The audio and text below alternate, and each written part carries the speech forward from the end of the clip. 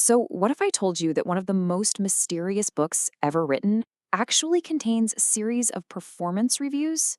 I mean, direct, brutally honest, and weirdly relevant feedback given to 7 real communities nearly 2,000 years ago. We're going to unpack this thing because it's a timeless template for what it means to succeed and, well, to fail. It all kicks off with this cryptic vision from the book of Revelation. You hear 7 stars and 7 golden lampstands, and you're probably thinking, okay, here comes the abstract symbolism. But it's actually the complete opposite. This is the setup for some of the most direct and unfiltered messages you'll find anywhere. All right, here's our game plan. First, we're going to decode what those stars and lampstands are all about. Then, we'll uncover this surprisingly simple pattern that unlocks all 7 of the messages. After that, we'll meet the communities getting their reviews, look at the final, pretty stark warnings, and then wrap it all up with the big takeaway from this ancient spiritual audit. So, let's get right to it. What in the world are these stars and lampstands? Well, the cool part is, we don't even have to guess. The text itself basically gives us the decoder ring. It's spelled out right there for us. The 7 lampstands are the 7 churches. And we're not talking about some vague symbolic concept. Nope. These were actual letters sent to real people living in real first-century cities like Ephesus, Smyrna, and Laodicea. And this is really the key to understanding this whole section of Revelation. You got to think of each letter as a spiritual report card, or maybe even better, a performance review. It lays out what they're doing right, where they are totally dropping the ball, and exactly what they need to do to fix it. Now, here's where it gets really fascinating. These messages aren't just random critiques thrown out there. There's a structure, a formula really. And once you see the pattern, the whole thing just clicks into place. Almost every single letter follows the exact same 4-part structure. Okay, check this out. First, there's the commendation. That's the, hey, here's what you're doing well part.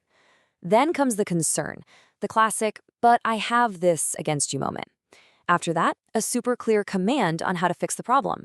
And finally, the consequence, which is either a promise for those who get it right or a serious warning for those who don't.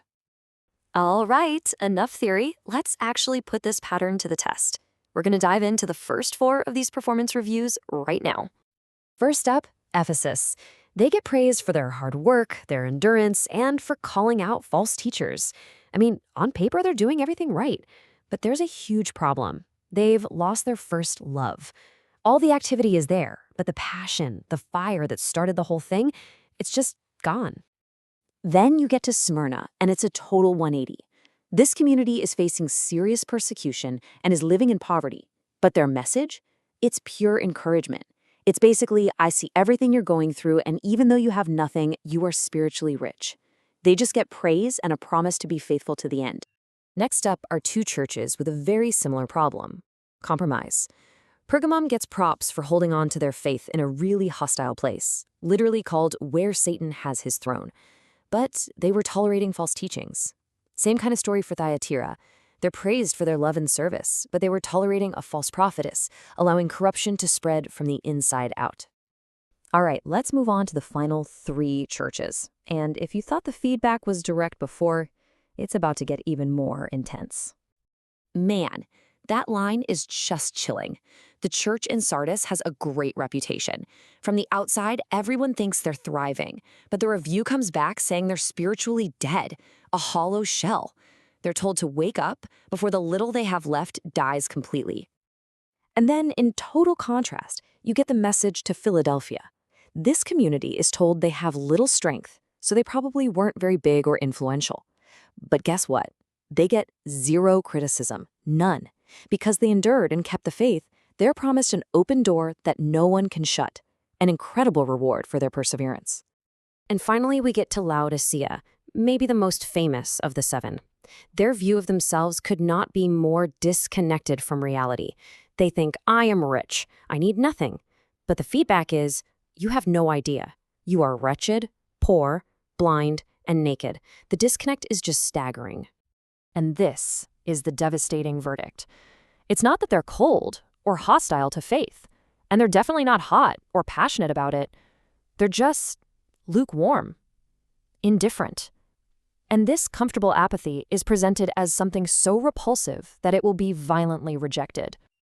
So, okay, we've just walked through all 7 of those intense reviews. Let's zoom out for a second. What are the common threads here? What are the timeless lessons we can pull from all this? Well, when you lay them all out, you see these critical themes pop up again and again, don't you?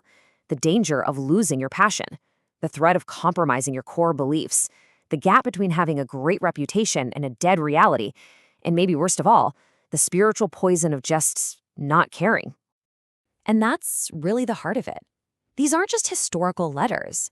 They're a powerful, timeless template for checking on community health. And really, you could apply this to any organization built on a set of core values. They ask the hard questions about integrity, passion, and purpose. But here's the final twist. This famous line, one we often see as this gentle invitation, was originally spoken to the worst of the 7 churches, the lukewarm Laodiceans. And that just shows that even after the absolute harshest criticism, the door for change is still open. The review isn't just a condemnation, it's a call to course correct. So that leaves us with one last big question. These letters were a mirror for 7 communities 2,000 years ago, showing them their true reflection. If we hold that same mirror up to our own communities, our workplaces, our institutions, what do we see?